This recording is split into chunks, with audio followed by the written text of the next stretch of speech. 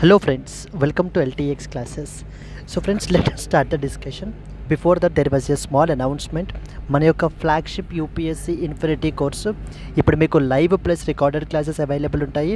So దీంట్లో మనకి GS prelims plus mains cover అవుతుంది, NCERT foundation, current affairs, CSAT, prelims test series, mains answer writing ఇవన్నీ కూడా cover అవుతాయండి మనకి. సో దీని యొక్క ఫీ మనం ఛార్జ్ చేసేటువంటిది 60,000 రూపీస్. సో దీన్ని మీరు ఈఎంఐ 5,000 పర్ మంత్గా కూడా మీరు పే చేసుకోవచ్చు. ఇది మీకు లైఫ్ టైం వ్యాలిడిటీ తోటి వస్తుంది. ఇక్కడ స్క్రీన్ మీద కనిపించే నెంబర్కి మీరు కాల్ చేస్తే మీకు ఏ విధమైన డౌట్స్ ఉన్నా కూడా మీరు క్లారిఫై చేసుకోవచ్చు. అండ్ అలాగే మన యొక్క యాప్ ఎల్టీఎక్స్ క్లాసెస్ని సో మీరు డౌన్లోడ్ కూడా చేసుకోండి. Yes friends, that's it. Let's start the discussion. Hello friends, welcome to 10th April daily Hindu news analysis. So ఈ వీడియోలో మనము 10th ఏప్రిల్ హిందూ న్యూస్ పేపర్లో పబ్లిష్ అయిన ఇంపార్టెంట్ ఆర్టికల్స్ని డిస్కస్ చేద్దామండి. Let us start the discussion. So before that మనకి చాలా editions ఉంటాయి. వాటిల్లో మనము Delhi edition of the Hindu newspaper నుంచి ఆర్టికల్స్ని అయితే పిక్ చేసుకుని మనం ఇక్కడ డిస్కస్ చేస్తున్నాము.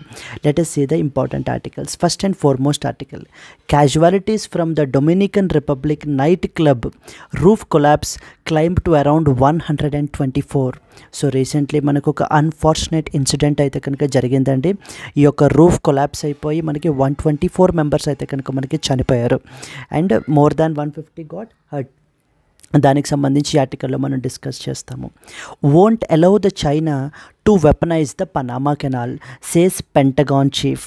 సో పెంటగాన్ చీఫ్ మాట్లాడుతూ మనకి so will not allow the China to weaponise the Panama canal అంటున్నారు. సో ఇంపార్టెంట్ ఆస్పెక్ట్స్ మనం ఇక్కడ డిస్కస్ చేయడం జరుగుతుంది. Central government approves 63,000 crore deal for procuring the 26 Rafale M jets from that of the France.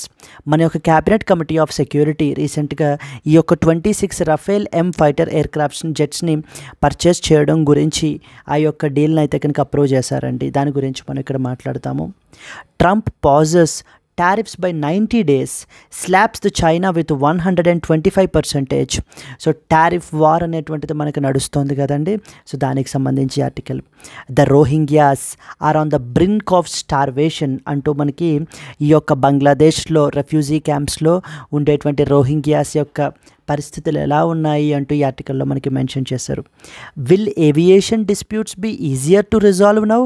రీసెంట్గా మనకి ఏంటంటే air crafts ఆబ్జెక్ట్స్కి సంబంధించినటువంటి ఒక ఇంపార్టెంట్ బిల్ని మనకి పార్లమెంట్లో పాస్ చేయబడడం జరిగింది. దాని గురించి ఈ article. New scheme to modernise the irrigation network gets the cabinet nod. So irrigation నెట్వర్క్ని సంబంధించి మోడర్నైజ్ చేయడం గురించి ఒక ఇంపార్టెంట్ స్కీమ్ క్యాబినెట్ రీసెంట్గా అప్రూవల్ ఇచ్చింది. సో దాని గురించి మనం ఈ ఆర్టికల్లో మాట్లాడుకుంటాం. So these are the important articles which we will look into in the today's Hindu news analysis అండి. Let us start the discussion. First and foremost article, casualties from the Dominican Republic nightclub roof collapse climb to 124 అని చెప్పేసి మనకైతే కనుక చెప్తున్నారు. So రీసెంట్గా మనకి ఈ యొక్క డొమినికన్ రిపబ్లిక్ అనేటువంటిది మనకి ఎక్కడ ఉంది అని అంటే కనుక కెరేబియన్ రీజియన్లో ఉందండి.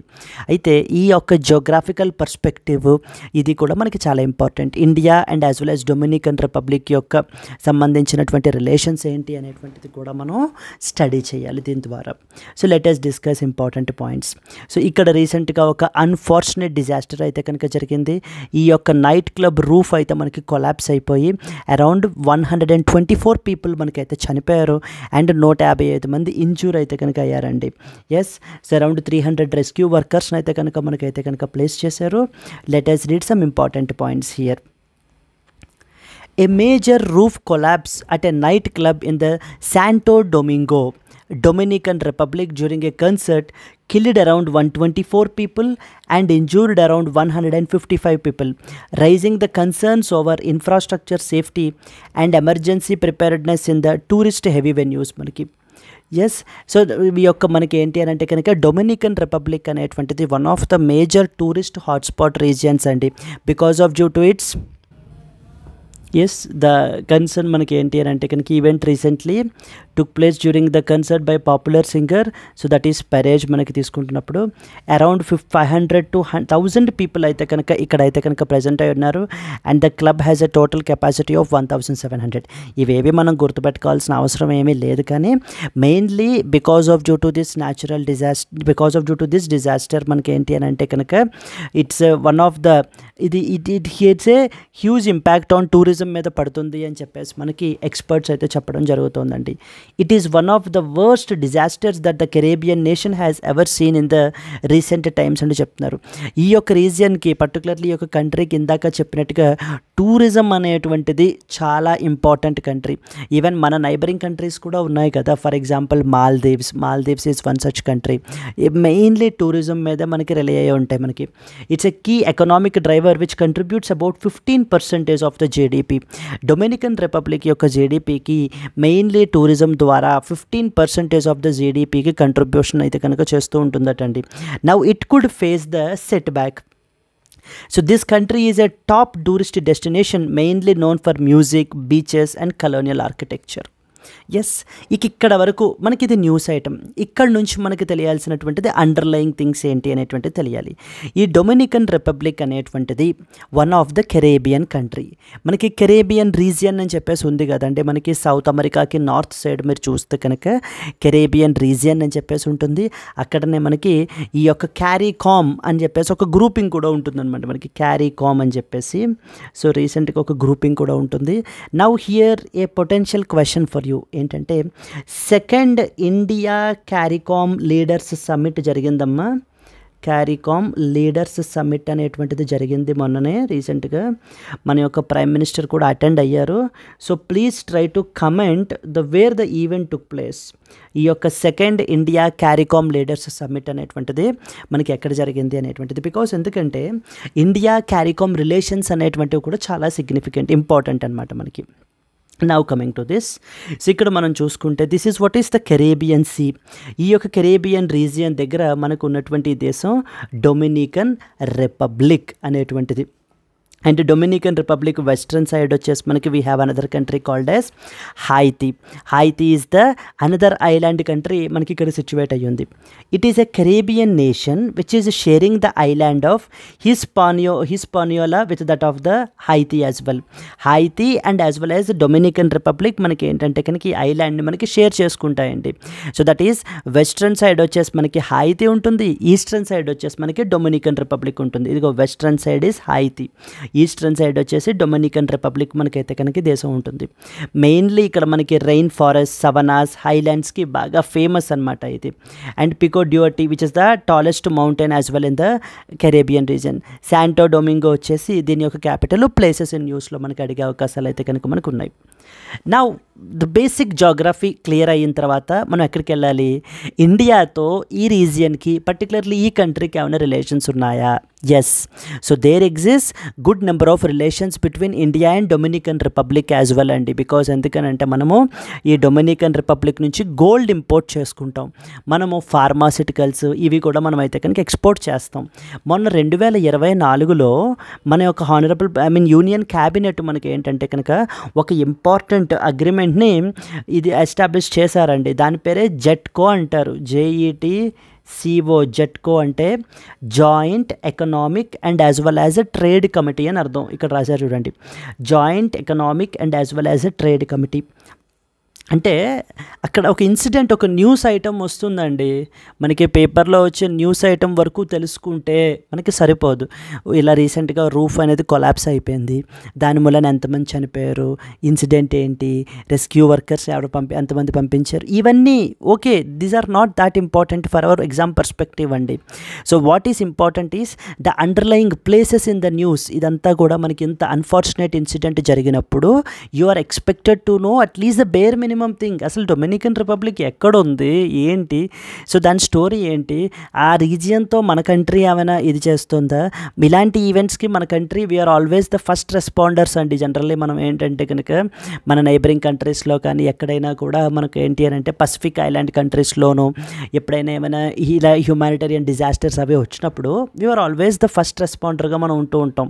సో అలాంటప్పుడు అందుకని మనకి తెలియాలన్నమాట ఇవి. Then with that India and Dominican relations గురించి మనం మాట్లాడుకోవాలి. That is we have something called as JETCO. రీసెంట్గా మనకి యూనియన్ క్యాబినెట్ అప్రూవ్ చేశారు, అందుకని ఇది important.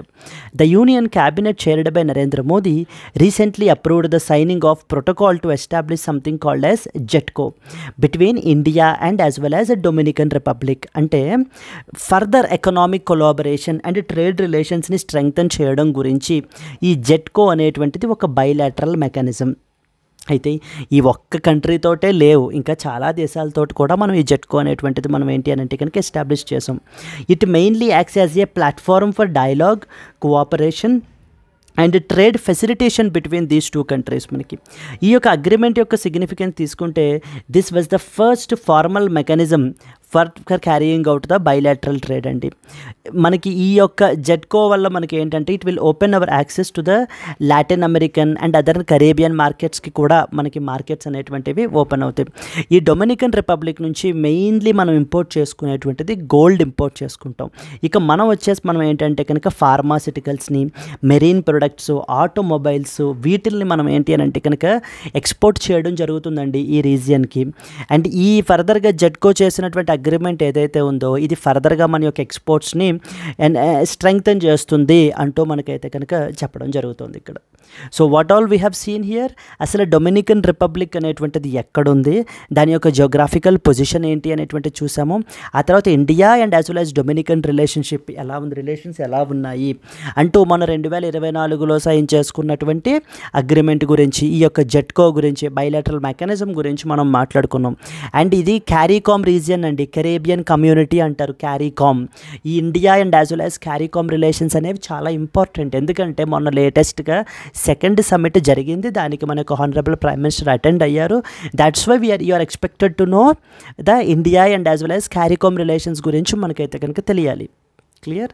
This was the first important article that you are expected to know. Let us move on to the next one. Won't allow the China to weaponize the Panama Canal, says Pentagon chief. మన యొక్క US defence secretary మాట్లాడుతూ China యొక్క ఇన్ఫ్లుయెన్స్ని counter చేస్తాము అంటూ చెప్తున్నారు.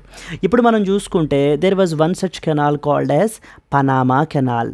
ఈ Panama canal అనేటువంటిది సో స్ట్రాటజిక్ పర్స్పెక్టివ్లో, ట్రేడ్ పర్స్పెక్టివ్లో చాలా సిగ్నిఫికెంట్ కెనాల్ అండి ఇది. ఈ యొక్క కెనాల్ మనకి ఏంటంటే ఇక్కడ Atlantic and as well as the Pacific ఓషన్స్ని మనకి కనెక్ట్ చేసేటువంటిది ఈ కెనాల్ మనకి. ఈ పనామా కెనాల్ మనం తీసుకుంటే కనుక దీన్ని originally United States of America వాళ్ళు బిల్డ్ చేసి ఆ తర్వాత మనకి ఏంటంటే పనామాకి ట్రాన్స్ఫర్ చేశారు. ఆ పాయింట్స్ అన్నీ కూడా మనం ఇక్కడ కవర్ చేయడం జరుగుతుంది. అండ్ ఈ కెనాల్ అదర్స్ కెనాల్స్ లాగా ఫర్ ఎగ్జాంపుల్ మనకి సూయేజ్ కెనాల్ ఉంటుంది, మనకి సూయేజ్ కెనాల్ ఒకటి సిగ్నిఫికెంట్. దెన్ నెక్స్ట్ వన్ వచ్చేసి మనకి కీల్ కెనాల్ అంటారు, కీల్ కెనాల్ ఒకటి. ఇవన్నీ కూడా చాలా ఇంపార్టెంట్ కెనాల్స్ మనకి ఎగ్జామ్ పర్స్పెక్టివ్లోను అండ్ అలాగే ఇన్ జనరల్ ట్రేడ్ పర్స్పెక్టివ్లో కూడా చాలా తక్కువ షార్టెస్ట్ రూట్ ఆఫర్ చేస్తూ మనకి ఏంటంటే కనుక చాలా సిగ్నిఫికెంట్గా మనకు ఉపయోగపడుతున్నాయి. ఇప్పుడు ఏం జరుగుతుందంటే ఈ పనామా కెనాల్ దగ్గర చైనా వాళ్ళ యొక్క ఇన్ఫ్లుయెన్స్ అనేటువంటిది పెరిగిపోతుంది. చైనా వాళ్ళు వాళ్ళ యొక్క బెల్ట్ అండ్ రోడ్ ఇనిషియేటివ్ ప్రాజెక్ట్ని ఉపయోగించి మనకి ఏం చేస్తున్నారు అని అంటే కనుక ఈ యొక్క పనామా కెనాల్ దగ్గర సిగ్నిఫికెంట్ ఇన్వెస్ట్మెంట్స్ అనేటువంటివి చేస్తున్నారు. సో సిగ్నిఫికెంట్ ఇన్వెస్ట్మెంట్స్ చేస్తూ ఈ రీజియన్లో వాళ్ళ యొక్క ఫుట్ ప్రింట్ని పెంచుకుంటున్నారు. ఇలా పెంచుకోవడం వలన ఎవరికి కౌంటర్ అవుతుంది? యునైటెడ్ స్టేట్స్ ఆఫ్ అమెరికాకి కౌంటర్ అవుతుంది. యునైటెడ్ స్టేట్స్ ఆఫ్ అమెరికా అందుకని ఏమంటుందంటే ఈ ట్రంప్ వచ్చిన తర్వాత అంటున్నాడు ఈ కెనాల్ని మరలా మేము టేక్ ఓవర్ చేసేసుకునే సిచ్యువేషన్స్ అయితే కనుక వస్తున్నాయి అంటూ భయపెడుతున్నాడు అనమాట. చైనీస్ ఇన్ఫ్లుయెన్స్ అనేటువంటి తగ్గాలి ఈ రీజియన్లో. బికాజ్ ఎప్పుడైతే చైనా ఈ రీజియన్లో మనకి ఇన్ఫ్లుయెన్స్ అనేటువంటిది పెంచేసుకుంటుందో, ఇంకా పెరిగిపోతుందో, it might be a threat ఎవరికి? To the United States of America, not only USA. ఈ యొక్క కెనాల్ ద్వారా క్యారీ అవుట్ అవుతున్నటువంటి ట్రేడ్ అంతా కూడా రేపన్న రోజున చైనా కెన్ బి ఏ థ్రెట్గా మనకి ఏంటి అని అంటే మారచ్చు. ఎందుకని? చైనా బుద్ధి అదేనా అంటే అదే. ఎందుకంటే ఫర్ ఎగ్జాంపుల్ అదర్ ఎగ్జాంపుల్ తీసుకోండి, critical minerals is another example. Critical minerals తీసుకుంటే చైనా వాళ్ళు ప్రపంచంలోనే they are the leaders in critical minerals కదా. ఇప్పుడు critical minerals for example lithium కానీ లేకపోతే జర్మేనియం, ఇలా కొన్ని క్రిటికల్ మినరల్స్ ఉంటాయన్నమాట మనకి ఎమర్జింగ్ టెక్నాలజీస్కి, లైక్ ఫర్ ఎగ్జాంపుల్ ఎలక్ట్రిక్ వెహికల్స్కి, రెన్యూవబుల్ ఎనర్జీకి, సోలార్ ప్యానల్స్కి, వీటికి తయారు చేయడానికి 90% మనకి ఏంటంటే కనుక చైనా వాళ్ళ మీదనే అందరి దేశాలు ఆధారపడ్డారు. United States of America, European Union, India, వీళ్ళందరూ కూడా ఆధారపడ్డారు. ఇప్పుడు ఎప్పుడైతే ట్రంప్ వచ్చి ఇప్పుడు టారిఫ్స్ అవి పెంచుతున్నాడో దాన్ని ఇమీడియట్లీ చైనా ఏం చేస్తుందంటే ఈ క్రిటికల్ మినరల్స్ మీదన ఎక్స్పోర్ట్ కంట్రోల్స్ విధించేస్తోందండి. అంటే ఇవేవి కూడా వాళ్ళకి ఎక్స్పోర్ట్ చేయకూడదు. మరి ఆ దేశాలకు ఎక్స్పోర్ట్ చేయకపోతే ఏమవుతుంది? ఈ సెక్టార్స్ అన్నీ, ఏ సెక్టార్స్, ఎలక్ట్రిక్ వెహికల్ సెక్టార్ అయితేనే, రెన్యూవబుల్ ఎనర్జీ సెక్టార్ అయితేనే, ఇవన్నీ కూడా సివియర్గా మనకైతే కనుక ఇంపాక్ట్ అవుతాయి. అంటే చైనా తన యొక్క పొజిషన్ని అబ్యూస్ చేస్తూ, తన డామినెంట్ పొజిషన్ని అబ్యూస్ చేస్తుంది. ఇదే విధంగా ఇప్పుడు మనకి పనామా కెనాల్ దగ్గర కూడా ఇన్ఫ్లుయెన్స్ అనేటువంటిది, ఫుట్ ప్రింట్ అనేటువంటి చైనాది పెరిగిపోతే రేపన్న రోజున ఖచ్చితంగా అది యునైటెడ్ స్టేట్స్ ఆఫ్ అమెరికాకి థ్రెట్. కాబట్టి ఈ చైనీస్ ఇన్ఫ్లుయెన్స్ని కౌంటర్ చేయాలి. ఏ విధంగా కౌంటర్ చేయాలంటే పనామా కెనాల్ని మళ్ళీ టేక్ ఓవర్ చేసేసుకుంటే then we can restrict China కదా అని చెప్పేసి చైనా యొక్క ఇదిని మేము ఏంటి అని అంటే కనుక కంట్రోల్ చేస్తాము, కౌంటర్ చేస్తాము అంటూ మనకి చెప్పడం జరుగుతోందండి. So here if you see the important points, the US Defense Secretary stated that USA would resist any attempt by China to weaponize the Panama Canal amid the concerns over growing Chinese influence in this strategic global infrastructure. Chinese influence అనేటువంటిది మనకి పెరిగిపోతూ ఉండడం కారణంతో మనకి ఏంటి అని అంటే కనుక China United States of America ఈ పనామా కెనాల్ని టేక్ ఓవర్ చేసుకోవాలి, చైనీస్ ఇన్ఫ్లుయెన్స్ని కౌంటర్ చేయాలి అంటూ మనకి ఈ యొక్క ఇది స్టేట్మెంట్స్ అనేటువంటి చెప్తున్నారు. ఈవెన్ నాట్ ఓన్లీ దాట్ అండి, ఈవెన్ నార్త్లో మనకి వీ హ్యావ్ గ్రీన్లాండ్ ఉంది కదా, గ్రీన్లాండ్ని కూడా ట్రంప్ టేక్ ఓవర్ చేసేసుకుంటాను అనే కదా అనేది. ఎందుకని? అక్కడ కూడా మనకి క్లైమేట్ చేంజ్ వల్ల ఏదైతేనే ఏమవుతోంది, అక్కడ ఉన్నటువంటి ఐస్ అంతా కూడా మెల్ట్ అయిపోయి కొత్త షిప్పింగ్ రూట్స్ అనేటువంటివి ఫామ్ అవుతున్నాయి. మరి ఎప్పుడైతే షిప్పింగ్ రూట్స్ ఫామ్ అవుతున్నాయో వీటిల్ని రష్యా వాడు, చైనా వాడు ఏం చేస్తున్నారు, ఆసరాగా తీసుకుని ఏం చేస్తున్నారంటే అక్కడ ఈ యొక్క షిప్పింగ్ రూట్స్ని మనకి చేసుకుంటున్నారు. మరి అది థ్రెట్ కదా యునైటెడ్ స్టేట్స్ ఆఫ్ అమెరికాకి. అందుకని ఇక్కడ గ్రీన్లాండ్ని కూడా టేక్ ఓవర్ చేసేసుకోవాలి అని ట్రంప్ మనకి ప్రయత్నాలు అయితే చేయడం జరుగుతోంది. నౌ పనామా కెనాల్కి సంబంధించినటువంటి basics, everything boils down to basics అండి. పనామా కెనాల్ అనేది ఒక కాలువ, ఇట్స్ అన్ ఆర్టిఫిషియల్ అండి, కొత్త మనం క్రియేట్ చేసాం. It's an 82 kilometre long waterway in Panama. దేన్ని కనెక్ట్ చేస్తుంది? It connects the Atlantic ocean to that of the Pacific ఓషన్ని మనకైతే కనుక ఈ యొక్క పనామా కెనాల్ అనేటువంటిది కాలవ మనకి కనెక్ట్ చేస్తుందండి. హార్డ్లీ ఇది 82 మీటర్స్ లాంగ్ అనమాట. అంటే ఇంతకు ముందు మామూలుగా మ్యాప్ చూస్తే ఇంకా క్లియర్గా ఉంటుంది. ఇదిగో, సో శాన్ ఫ్రాన్సిస్కో నుంచి యునైటెడ్ స్టేట్ న్యూయార్క్కి వెళ్ళాలి అని అంటే కనుక మామూలుగా అయితే ఇంతకుముందు పనామా కెనాల్ లేనప్పుడు ఇదిగో మొత్తం ఈ రూట్ అంతా తిరగాలి, మొత్తం సౌత్ అమెరికా అంతా తిరిగి మొత్తం మళ్ళీ తిరిగేలాగా అరౌండ్ 20,000 కిలోమీటర్స్ మనకి ఏంటి అని అంటే కనుక ట్రావెల్ చేస్తేనే కానీ న్యూయార్క్ సిటీకి మనం అయితే కనుక రీచ్ అవ్వలేమండి. బట్ ఎప్పుడైతే పనామా కెనాల్ వచ్చిందో జస్ట్ సింప్లీ ఈ విధంగా మనం ఏంటి అని అంటే కనుక మన న్యూయార్క్ సిటీని అయితే కనుక రీచ్ అయిపోవచ్చు. సో ఇది జస్ట్ 8,300 కిలోమీటర్స్, ఇది 21,000 కిలోమీటర్స్ మనకి ఏంటి అని అంటే కనుక ఈ చుట్టూ తిరిగేటువంటి డిస్టెన్స్ అనేటువంటిది తగ్గిపోయింది విపరీతంగాను. It serves as a critical route for that of the global maritime trade అంటారు. అందుకనే ఇది మనకి it cuts across the isthmus of Panama, drastically reduces travel distance by about 12,000 kilometres for shipping travelling between New York and as well as San Francisco. అంతే కదమ్మా మరి. So San Francisco and as well as మనకి ఈ New York తీసుకుంటే around 12,000 కిలోమీటర్లు తగ్గిపోయింది distance. ఇక్కడేమో ఇది ఇలా తిరిగితే 20,000 కిలోమీటర్లు వెళ్ళాలి, ఇదైతే సింపుల్గా 8,000 కిలోమీటర్లతోటి వెళ్ళిపోవచ్చు అనమాట, మనకి కనెక్ట్ అయిపోవచ్చు. That's the reason.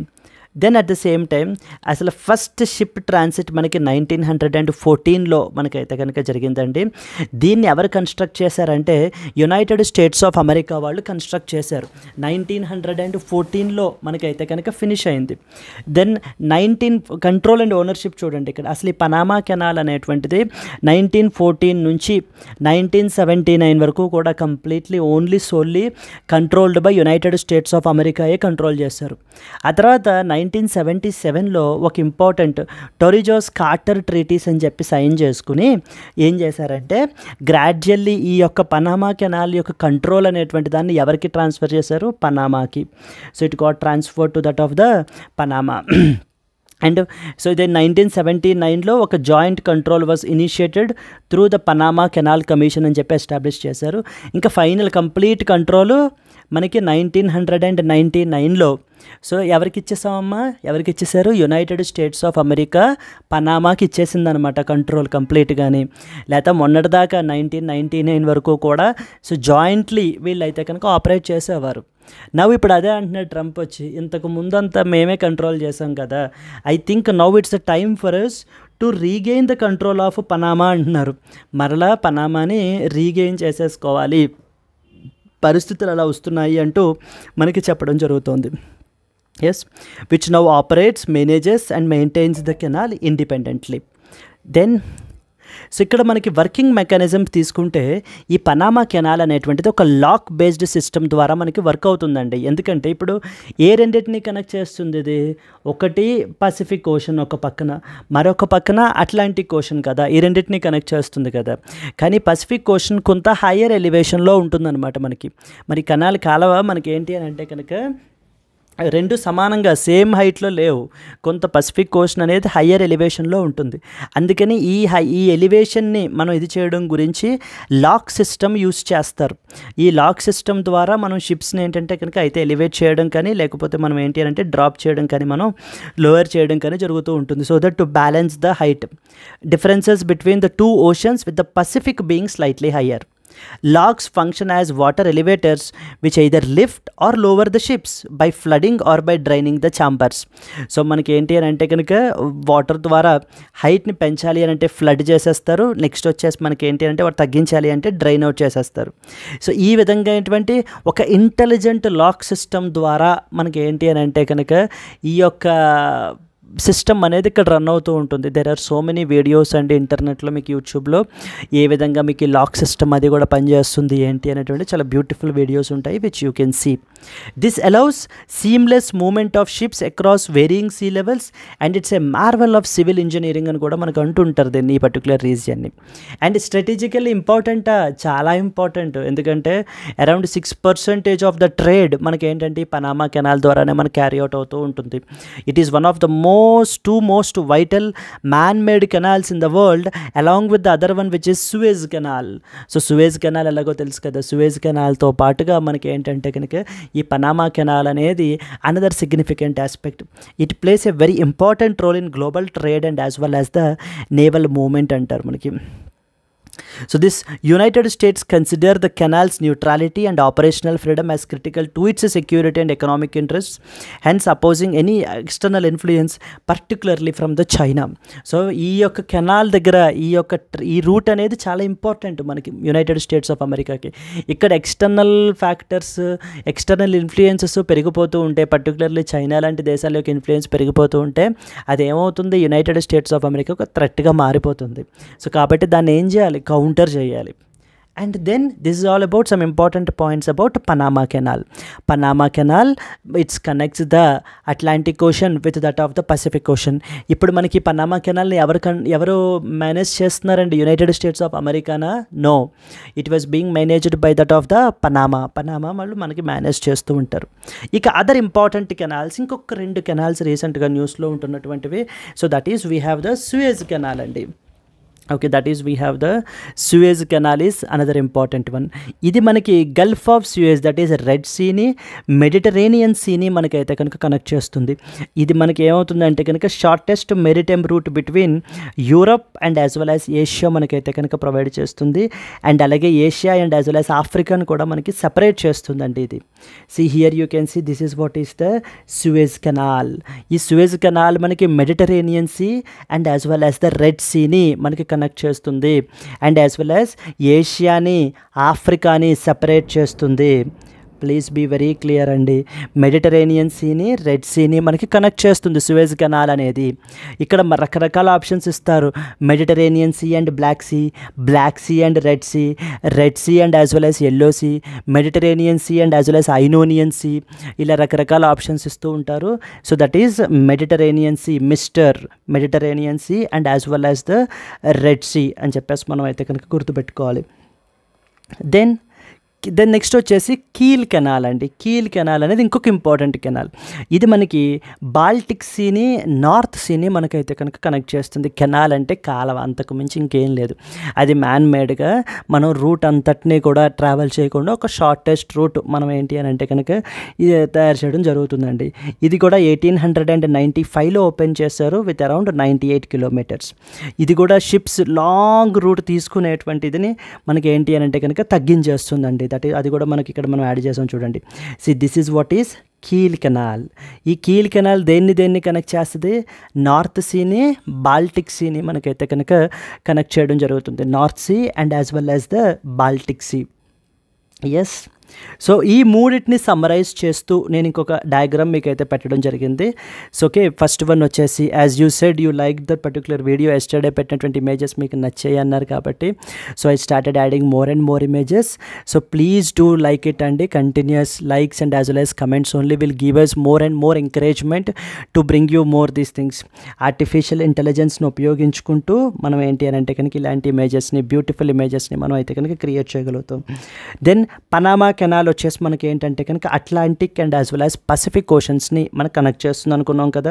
Next Suez canal దేన్ని gulf of Suez that is red sea and as well as Mediterranean సీని కనెక్ట్ చేస్తుంది. Then we have the Kiel canal. ఇది మనకి Baltic sea and as well as the north సీని మనకి connect చేస్తుందండి. ఈ 3 important things మనకైతే కనుక ఇక్కడ తెలియాలి.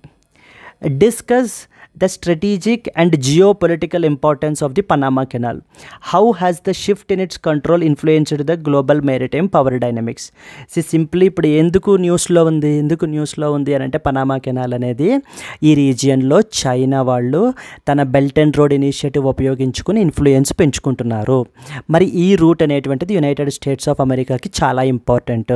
ఎప్పుడైతే చైనా ఈ విధంగా ఇన్ఫ్లుయెన్స్ పెంచేసుకుంటుందో రేపన్న రోజున చైనా ఈ రీజియన్ని కంప్లీట్లీ కంట్రోల్ చేయడానికి కూడా ప్రయత్నిస్తుంది. అప్పుడు యునైటెడ్ స్టేట్స్ ఆఫ్ అమెరికా యొక్క ఇంట్రెస్ట్స్ అనేటువంటివి అంటే వాళ్ళ యొక్క ట్రేడ్ అనేటువంటిది ఇది కూడా దెబ్బతినే అవకాశాలు ఎంత మాత్రం లేకపోలేదు. కాబట్టి ఇప్పుడు మనం ఏం చేయాలి? ఇమీడియట్గా చైనా యొక్క ఇన్ఫ్లుయెన్స్ని కౌంటర్ చేయాలి. అందుకని మనం ఏం చేస్తూ ఉంటామంటే పనామా మీద ప్రెషర్ పెడుతూ ఉంటాం అనమాట. ఏమని మళ్ళీ పనామా కెనాల్ని మేము టేక్ ఓవర్ చేసేసుకుంటాము అంటూ ఇలా మనం భయపెడుతూ ఉంటాం. చైనాతో ఎటువంటి అగ్రిమెంట్స్ చేసుకోవద్దు, సో చైనా నుంచి ఎటువంటి ఇన్వెస్ట్మెంట్స్ ఇది చేయొద్దు అంటూ మనకి ఏంటంటే ట్రంప్ వార్నింగ్లు ఇస్తూ ఉంటారు. Clear. And at the same time ఇంకొక పాయింట్ ఏంటి, ఈ యుఎస్ఏ యొక్క షిప్స్ మీదేమో విపరీతంగా మనకి ఏంటి అంటే ఛార్జెస్ అవి వేసేస్తున్నారట. అటు చైనా మీద ఏంటి అని అంటే కనుక తక్కువ ఇదిగా వేస్తున్నారు. అది ఇదన్నమాట ఇంకొక కన్సర్న్ మనకి which is raised by that of the United States of America. Question చూడండి ఇప్పుడు, first question. So consider the following statements about Panama canal. Number 1, it connects the Atlantic Ocean with that of the Indian Ocean. Okay. Second one, the Pacific Ocean is slightly higher than the Atlantic Ocean. Okay. The third one, the canal is currently operated by the United States of America. Which of the above statements is or are correct? First statement ఏంటి, Panama canal ఏం చేస్తుంది? It connects the Atlantic ocean with that of the Pacific ocean అండి. Pacific ocean మనకి connect చేస్తుంది, not Indian ocean. First statement is wrong. Second statement, ఎలివేషన్లో మనకి తీసుకుంటే Pacific ocean అనేటువంటిది slightly higher than that of Atlantic ocean. Yes, absolutely correct. The third one, the canal is currently operated by United States of America. Is it so? Wrong అండి. It is operated by Panama. It is operated by that of the Panama. So అందుకే మనం ఏంటంటే USA వాడు నేను అదే control చేస్తాను ఇప్పుడు పనామాని, పనామా కెనాల్ అంటున్నారు. Which of the above statements is are correct? So ఇది కూడా తప్పే కదా. So only 2 only 1 and 2 only 2 and 3 only 1 and 2 3. Answer is 2 only. Statement 1 is incorrect because it connects Atlantic ocean with the Pacific oceans, not Indian ocean. మనం ఇప్పుడే చదువుతాం కాబట్టి వెంటనే question చూడగానే సో ఆ క్వశ్చన్ చాలా ఈజీగా ఇలా కూడా అడుగుతారా, ఇంత ఈజీ క్వశ్చన్స్ అనిపిస్తుందండి. బట్ మనం ఎగ్జామ్ రాసే సంవత్సరం తర్వాత, ఓకేనా. సో అంటే ఇప్పుడు అటెంప్ట్ ఇచ్చేటువంటి వాళ్ళు నెక్స్ట్ ఇయర్ ఇది దృష్టిలో పెట్టుకొని చెప్పట్లేదు.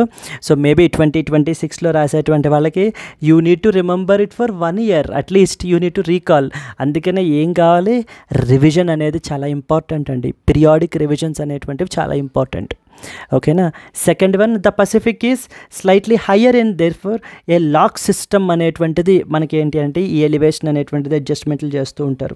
పనామా కెనాల్ అనేటువంటిది operated solely by Panama since 1999 కదా. కంప్లీట్ ట్రాన్స్ఫర్ మనకైతే కనుక జరిగింది కదా. సో స్టేట్మెంట్ 3 కూడా మనకి ఇన్కరెక్ట్.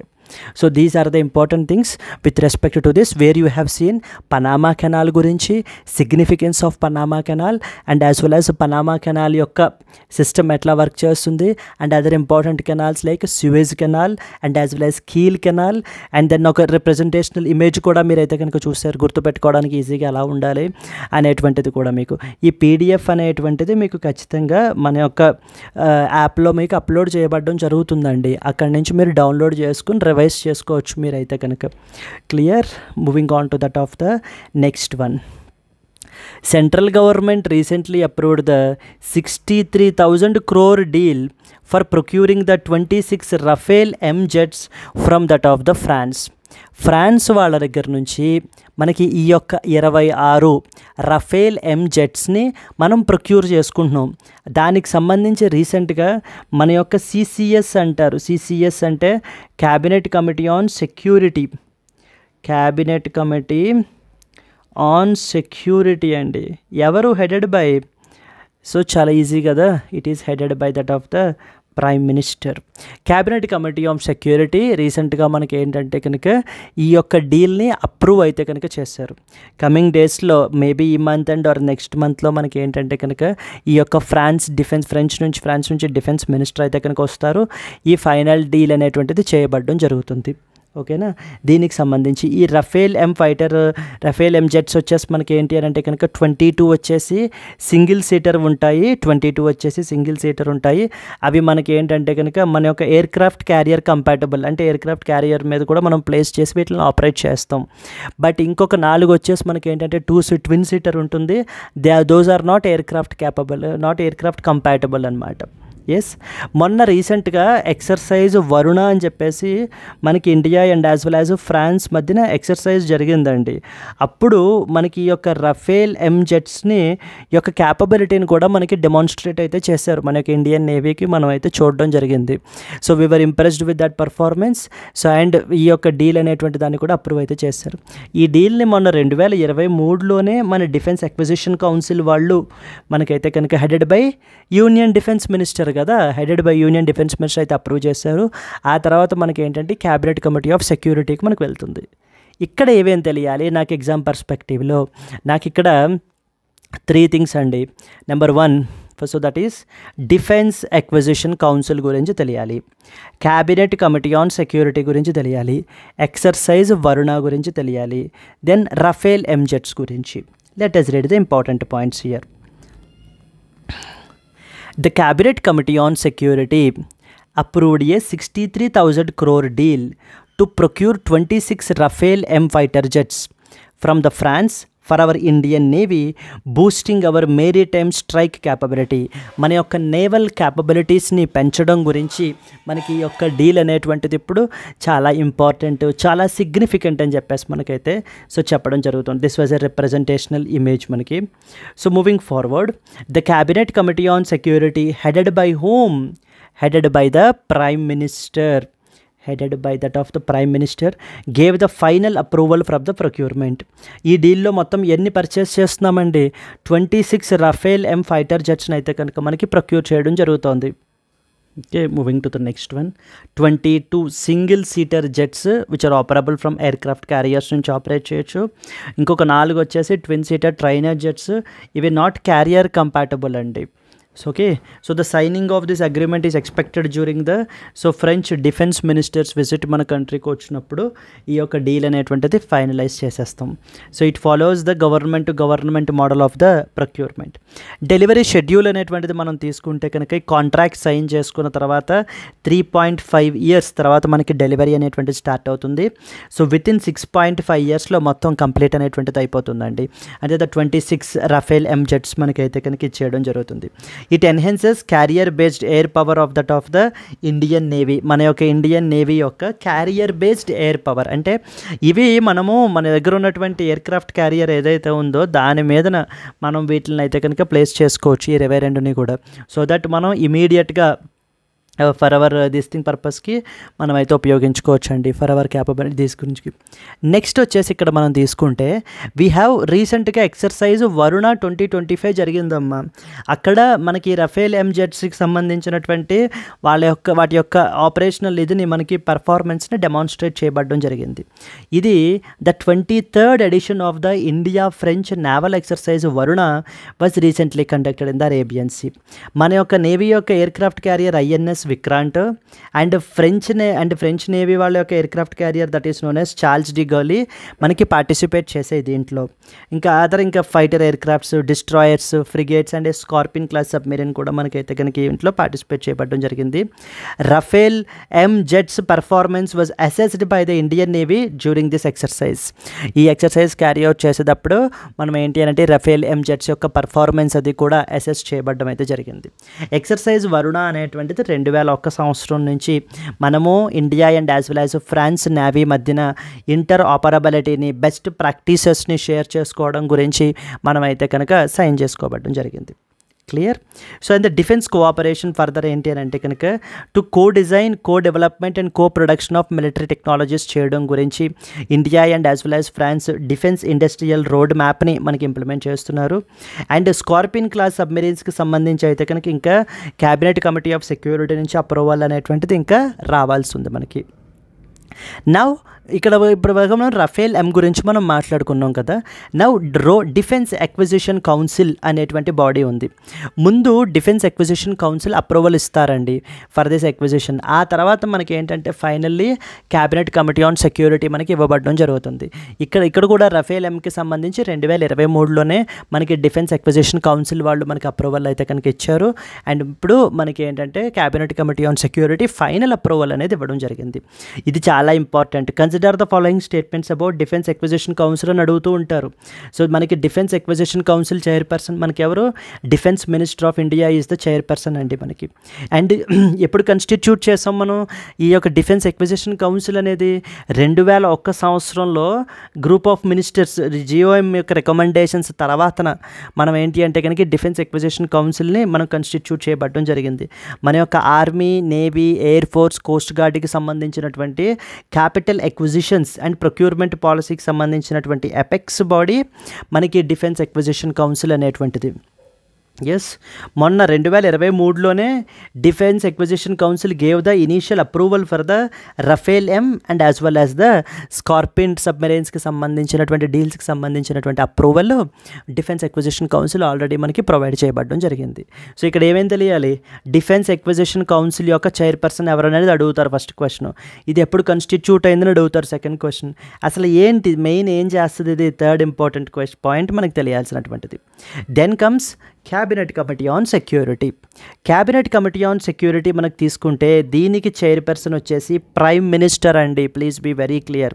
ఇక other ministers of defence, home, finance, external affairs వీళ్ళందరూ కూడా ఇతర members of the cabinet committee on security. వీళ్ళు ఏం చేస్తారు, మన నేషనల్ సెక్యూరిటీకి సంబంధించి, మన యొక్క డిఫెన్స్ స్ట్రాటజీకి సంబంధించినటువంటి క్రూషియల్ డెసిషన్స్ని తీసుకునేటువంటి అపెక్స్ కమిటీ అనమాట. అండ్ అలాగనే ఇంటెలిజెన్స్ ఏజెన్సీస్లోనూ సెక్యూరిటీకి సంబంధించినటువంటి అపాయింట్మెంట్స్ అవి కూడా వీళ్ళు చూసుకుంటూ ఉంటారు. Internal security, law and order, political developments which are affecting our national security అనేటువంటివి కూడా వీళ్ళకి ప్రయారిటీ ఏరియాస్ ఈ పర్టికులర్ కమిటీకి. దెన్ ఇక్కడ క్యాబినెట్ కమిటీస్ అని ఉంటాయి. అండ్ మోస్ట్ రీసెంట్లీ మనకి మొన్న 2019లో మనకు కన్స్టిట్యూట్ చేశారు. మొత్తముగా 8 క్యాబినెట్ కమిటీస్ ఉంటాయండి మనకి. There are 8 total cabinet committees. Cabinet committee on economic affairs, cabinet committee on political affairs, investment and growth, employment and skill development, cabinet committee on security, appointments committee of the cabinet. వీటిల్ని ఇవన్నీ కూడా ఇప్పటిదాకా మనం ఏవైతే చెప్పామో అవి అంటే economic affairs, political affairs, investment and growth, employment and skill development, security, appointments committee of the cabinet. వీటన్నిటికీ కూడా హెడ్ ప్రైమ్ మినిస్టరే. ప్లీజ్ బీ వెరీ క్లియర్ అండి. మొత్తం 8 కమిటీస్లో 6 కమిటీస్ ప్రైమ్ మినిస్టరే హెడ్ ఉంటారు. ఇంకొక 2 కమిటీస్ మాత్రం వేరే వాళ్ళు ఉంటారు. ఇంకొక 2 కమిటీస్ ఏవేంటి, cabinet committee on parliamentary affairs, cabinet committee on accommodation అని చెప్పేసి. మొన్న మనకి కన్స్టిట్యూట్ చేసిన తర్వాత మనకి ఏంటి అని అంటే కనుక defence minister is the parliamentary అఫైర్స్కి సంబంధించినటువంటి హెడ్. దెన్ నెక్స్ట్ వచ్చేసి union home minister is the మనకి క్యాబినెట్ కమిటీ ఆన్ అకామిడేషన్కి సంబంధించిన హెడ్. ఇక్కడ అదే పాయింట్ రాసాను చూడండి. The prime minister heads the 6 out of the 8 cabinet committees. మొత్తం 8 క్యాబినెట్ కమిటీస్లో 6కి ప్రైమ్ మినిస్టర్ హెడ్ ఉంటారు. ఇంకొక 2 మనకి ఏంటి అని అంటే కనుక cabinet committee on parliamentary affairs, cabinet committee on accommodation అని చెప్పేసి మనకి ఈ 2 కమిటీస్కి హెడ్ ప్రైమ్ మినిస్టర్ కాదండి. ఓకేనా. Consider the following cabinet committees అని చెప్పేసి క్యాబినెట్ కమిటీల పేర్లు ఇచ్చేసి how many of the above cabinet committees are headed by that of the prime minister అని అడిగే అవకాశాలు మనకు ఉన్నాయి. Clear. So these are the important things that with now a question చూడండి. The cabinet committee on political affairs is chaired by that of the defense minister. Okay, statement number 1. Statement number 2. The cabinet committee on employment and skill development is headed by the prime minister. Okay. Number 3. The cabinet committee on accommodation is chaired by the prime minister. Which of the above statements is or are correct? Indulo second statement chudandi. The cabinet committee on employment and skill development is headed by the prime minister. Absolutely correct. First statement. The cabinet committee on political affairs is chaired by defense minister అంటున్నారండి. Wrong అండి. That is prime minister only political అఫైర్స్కి సంబంధించి. లాస్ట్ది the cabinet committee on accommodation is chaired by prime minister. This is also wrong. So మనకి ఏంటి అని అంటే కనుక union home minister. Which of the above statements is are correct అంటే మనకి only 2 only is the correct statement. Yes. The cabinet committee on political affairs is headed by the prime minister, not defense minister. The prime minister chairs the cabinet committee on employment and skill development. So the cabinet committee on accommodation is not chaired by that of the prime minister. So these are the important things that you are expected to know with respect to this article. Clear? Can we move forward to that of the next one? Yes. Trump pauses the tariffs by 90 days. Slabs China with 125%. So గత కొన్ని రోజులుగా మీరు చూస్తే కనుక United States of America liberation day అని చెప్పేసి ఈ యొక్క సిరీస్ ఆఫ్ టారిఫ్స్ని మనకైతే కనుక అనౌన్స్ చేశారండి. సో ఒక్కొక్క కంట్రీ మీద ఒక్కొక్కలాగా టారిఫ్స్ అనేటువంటివి విధించడం జరిగింది. ఫర్ ఎగ్జాంపుల్ ఇండియా మీద తీసుకుంటే ముందు 27% మనకి ఇంపోజ్ చేశారు. So that has been reduced to 26% మనకైతే కనుక టారిఫ్ అనేటువంటిది ఇంపోజ్ చేయబడడం జరిగింది. ఇక ఇతర దేశాలు ఒక్కొక్క కంట్రీ మీద ఒక్కొక్క ఒక్కొక్కలాగా టారిఫ్స్ అనేటువంటిది ఇంపోజ్ చేశారు. రెసిప్రోకల్ టారిఫ్స్ అని చెప్పారు. ఇవన్నీ టారిఫ్స్ ఎందుకు ఇంపోజ్ చేస్తున్నారట? యునైటెడ్ స్టేట్స్ ఆఫ్ అమెరికా యొక్క డొమెస్టిక్ ఇండస్ట్రీ అనేటువంటిది దెబ్బతింటోంది. యునైటెడ్ స్టేట్స్ ఆఫ్ అమెరికాను ఒక మార్కెట్గా చూస్తూ మిగతా దేశాలన్నీ డెవలప్ అవుతున్నాయి తప్ప అది మనకి ఏంటి అని అంటే కనుక విపరీతంగా యుఎస్ఏ మీద బర్డెన్ పెరిగిపోతుంది. కాబట్టి మనం ఏం చేయాలి? రెసిప్రోకల్ వేలో టారిఫ్స్ అనేవి ఇంపోజ్ చేయాలి. ఇంకొక రీజన్ ఏంటి? మిగతా దేశాలన్నీ కూడా ఇప్పుడు మేము ఎంత ఫ్రీ ట్రేడ్ ఇస్తున్నామో, ఎంత తక్కువ టారిఫ్స్ పెట్టి, కానీ మిగతా దేశాలన్నీ కూడా విపరీతంగా టారిఫ్లు వేసేస్తున్నారు. పర్టికులర్లీ అందులో చూస్తే ఇండియాని తీసుకుంటే కనుక is a highest tariff abuser అదైతే కనుక అంటూ మనకి ట్రంప్ ఈ మధ్యన సిరీస్ ఆఫ్ స్టేట్మెంట్స్ అనేటువంటిది ఇవ్వడం అయితే జరిగిందండి. ఇప్పుడు ఫైనల్లీ ఇప్పుడు మళ్ళీ కొత్త ఇదేంటంటే దీనికిలో డెవలప్మెంట్ ఏంటంటే అరౌండ్ 90 డేస్ పాటుగా ఈ యొక్క టారిఫ్స్ అన్నీ కూడా మనకి ఏంటి అని అంటే పాజ్ చేశారు. అంటే ఇంకొక నెక్స్ట్ 90 డేస్ పాటు ఎటువంటి టారిఫ్స్, ఈ రెసిప్రోకల్ టారిఫ్స్ ఇంపోజ్ చేయబడడం జరగదు. బట్ కానీ చైనా మీద మాత్రం 125% టారిఫ్ అనేది ఇంపోజ్ చేశాడు. ఎందుకనంటే మొన్న United States of America announce చేసినప్పుడు టారిఫ్స్ అనేటువంటివి, ఇప్పుడు ఇండియా లాంటి దేశాలన్నీ కూడా మనం ఏం చేసామంటే అయితే మేము రిటాలియేటరీ టారిఫ్స్ వేసేస్తాము అని చెప్పేసి మనం చెప్పలేదండి. మేము నెగోషియేట్ చేస్తాము, మాట్లాడతాము, ఇందులో ఏమైనా ఆపర్చునిటీ ఏమైనా ఉంటుందేమో చూద్దాము, అయినా బైలాటరల్ ట్రేడ్ అగ్రిమెంట్ చేసుకుంటున్నాం కదా యునైటెడ్ స్టేట్స్ ఆఫ్ అమెరికా తోటి, సో ఖచ్చితంగా we will get some negotiation అనేటువంటి జరుగుతుంది అంటూ చాలా కంట్రీస్ కొంత పాజిటివ్గానే కొంత కామ్ డౌన్ అప్రోచ్ తోటే మనకి రెస్పాండ్ అయ్యారు. కానీ చైనా మాత్రం ఏంటంటే కనుక ఇమీడియట్లీ 84% టారిఫ్ ఇంపోజ్ చేసింది అమెరికన్ గూడ్స్ మీద. అందుకని ఇంక ఇప్పుడు ట్రంప్కి ఇంకా మండి ఏం చేశాడంటే మిగతా దేశాలన్నిటి మీద కూడా టారిఫ్స్ అనేటువంటివి 90 రోజుల పాటు పాజ్ చేస్తాం. చైనా మీద మాత్రం 125% టారిఫ్ అనేటువంటిది ఇంపోజ్ చేయబడడం జరుగుతుంది. Because we want to punish China for it's aggressive attitude అంటూ మనకి ట్రంప్ చెప్తున్నారు. అదే చెప్పారు చూడండి, చాలా దేశాలన్నీ నన్ను రీచ్ అయ్యాయి, అరౌండ్ 75 కంట్రీస్ నెగోషియేట్ అయితే చేద్దాము అంటూ రీచ్ అవ్వడం జరిగింది. సో కాబట్టి ఏంటంటే కనుక వాళ్ళ మీద టారిఫ్స్ అనేటువంటిది పాజ్ చేస్తున్నాము. చైనా మీద మాత్రం ఇచ్చేసేది లేదు, 125% టారిఫ్. సో చూడండి, US president says that he took the decision after countries reached out to negotiate. United States earlier ramped up the duties on Chinese goods to 104%, after which Beijing has increased the retaliatory tariffs to 84%. Yes, so మనకిప్పుడు China వాళ్ళు USA యొక్క goods మీద 84% tariff impose చేశారు.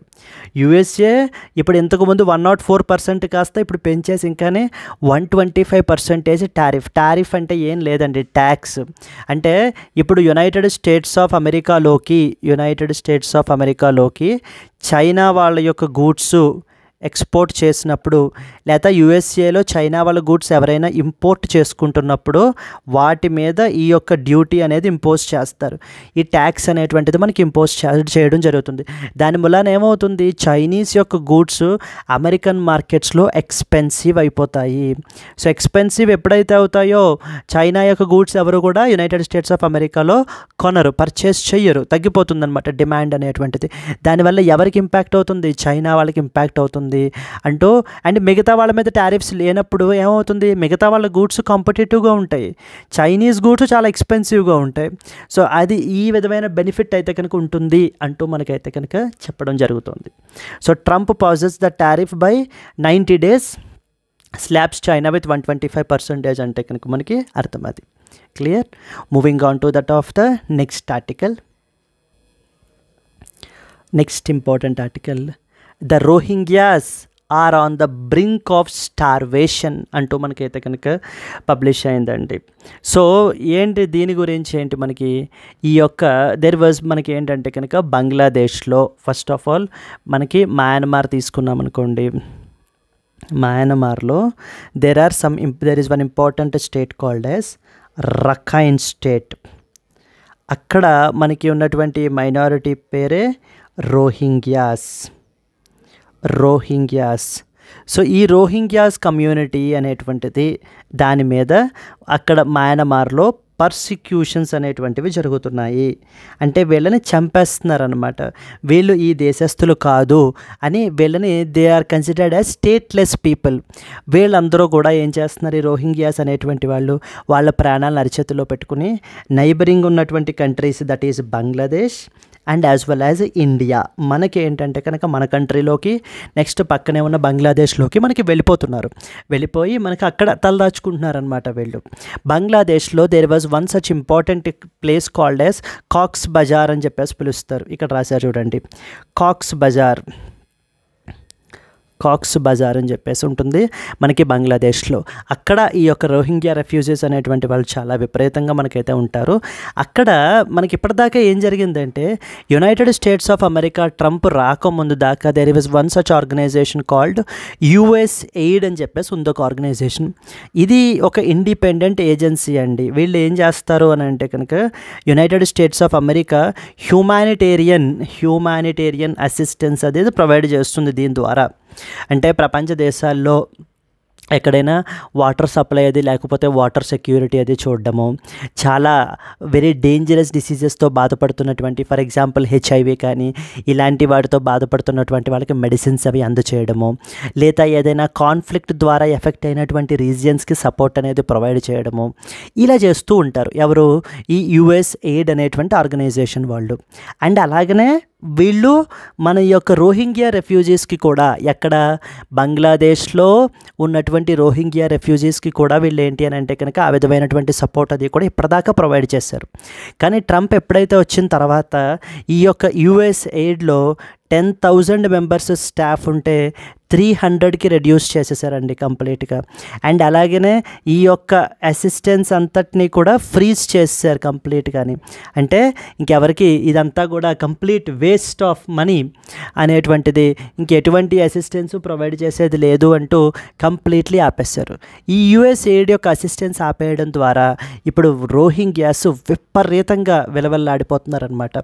బంగ్లాదేశ్లో ఉండేటువంటి ఈ కాక్స్ బజార్లో ఉన్నటువంటి Rohingya refugees, so they are suffering a lot, they are dying. ఈ ఆర్టికల్లో మనకి అదే రాశారు, ఈ USAID గురించి.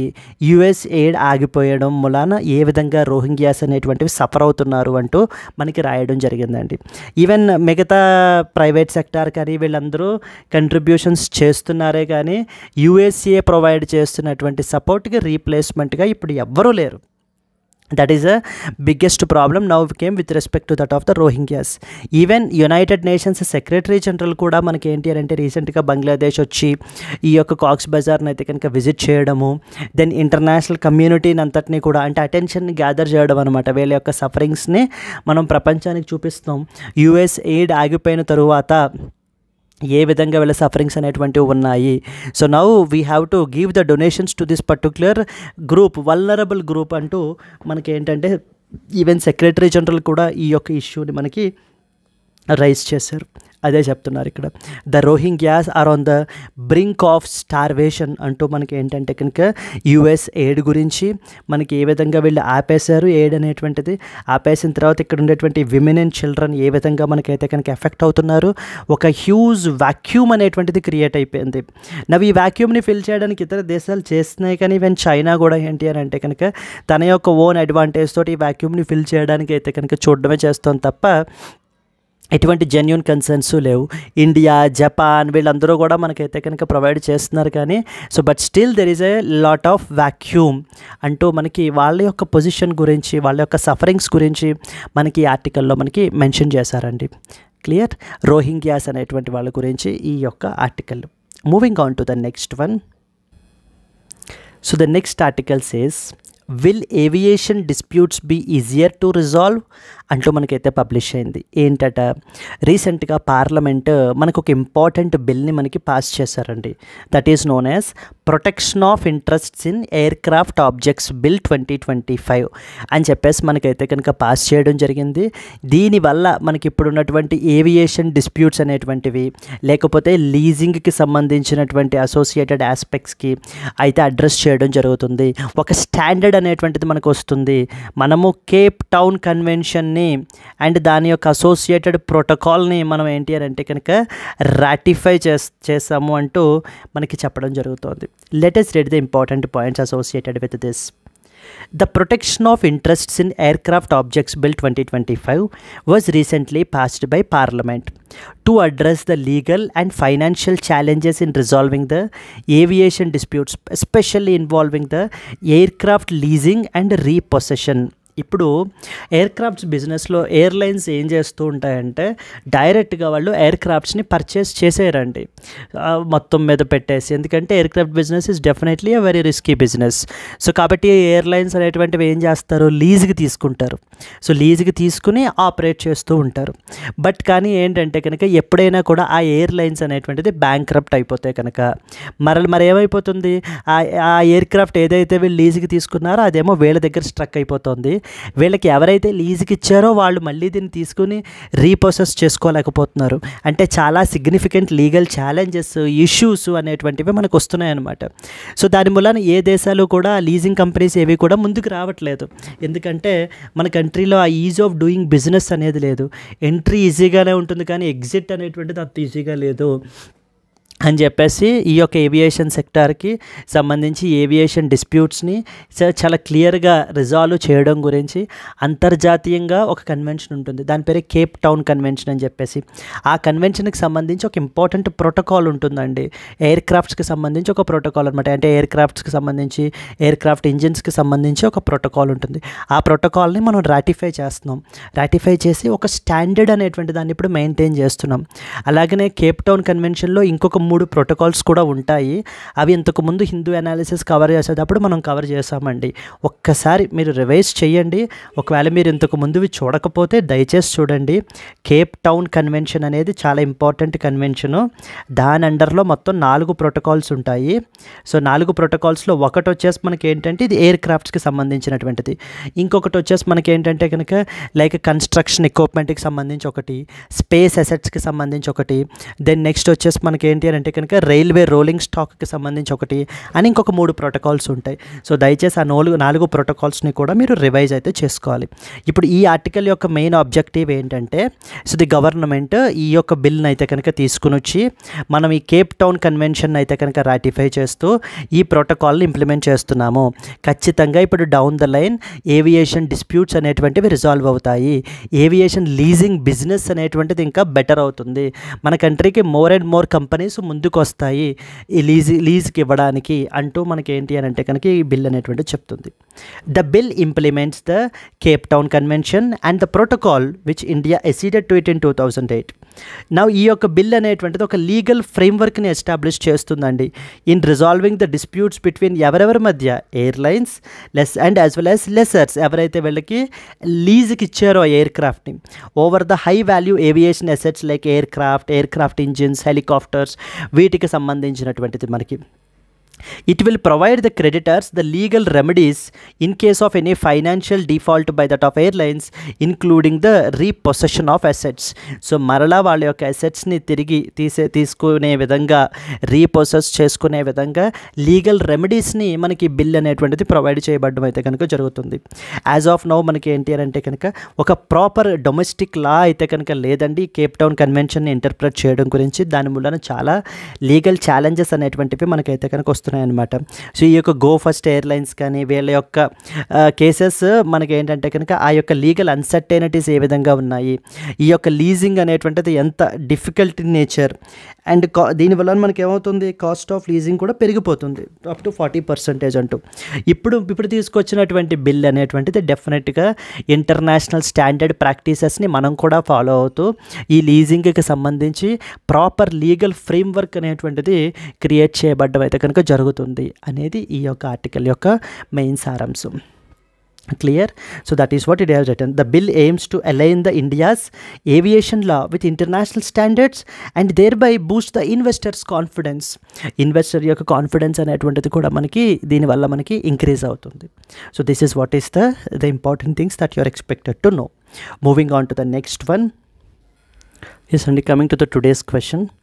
Cabinet Committee on Security (CCS) is headed by A. Prime Minister, B. Union Defense Minister, C. National Security Advisor, D. None of the above.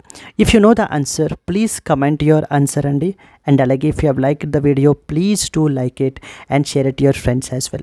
Let's meet again in the next Hindu news analysis. Until then, happy learning. All the best. Bye bye.